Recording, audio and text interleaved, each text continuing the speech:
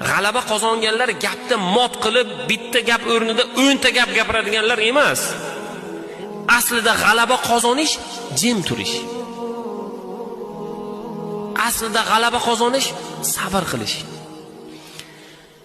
Gapirib bilaman, mana gapni mot qilib tashlayman degan holatda sabrni, tilni jim turishligini ta'minlash haqiqiy g'alaba.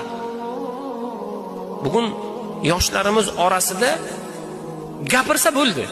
To'g'rimi, noto'g'rimi, mantiqlimi, mantiqsizmi, foydalimi, foydasizmi yo'q. Gapirsa g'alaba qozonganday.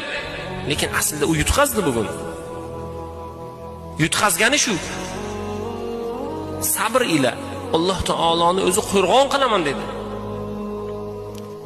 Jahannamdan, ya'ni gapira ola turib, urusha ola turib kechirgan, jim bo'lgan insonlarga Alloh taolo jannatda qasr beraman dedi.